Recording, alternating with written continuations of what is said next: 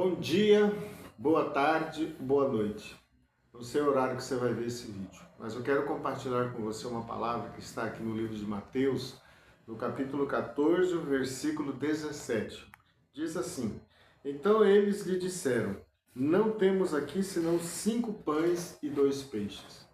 Eu passei hoje boa parte da manhã, principalmente, meditando sobre esse versículo. Por quê? João tinha um nome, era um discípulo amado. Era um homem que deitava nos ombros de Jesus. Pedro tinha um nome, apesar de toda a sua falta de cultura, ele era um homem que só a sua sombra curava as pessoas.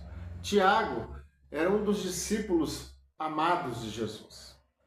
Mas todos eles não tinham pão e nem peixe, mas tinham um nome, tinha um status.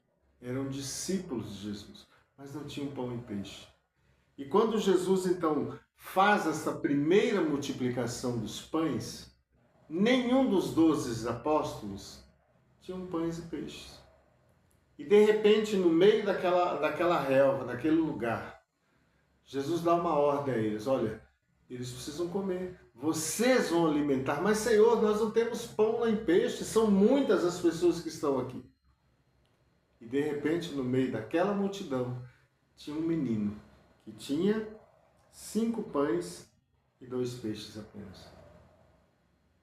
Há um paradoxo entre os discípulos de Jesus e aquele menino.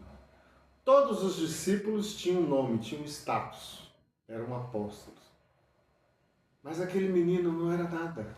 Ele não tinha nome, ele não tinha status, ele não tinha sequer nem a sua idade é mencionada na Bíblia. Ou seja, aos olhos daquela sociedade ele era um ninguém, mas ele tinha pão e peixe. E com aqueles 5 pães e 2 peixes foram alimentados aproximadamente 5.000 homens, sem contar crianças e mulheres. O que eu aprendo com isso daqui, meu irmão? Talvez você esteja nessa situação. Você não tem nome, não tem status, muitas vezes não tem uma profissão definida. A sociedade olha para você e desprezam você.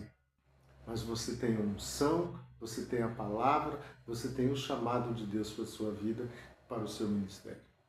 Segura essa palavra e em nome de Jesus, que Deus te abençoe. Se você ainda não se inscreveu no nosso canal, se inscreva no nosso canal em nome de Jesus. Até a próxima.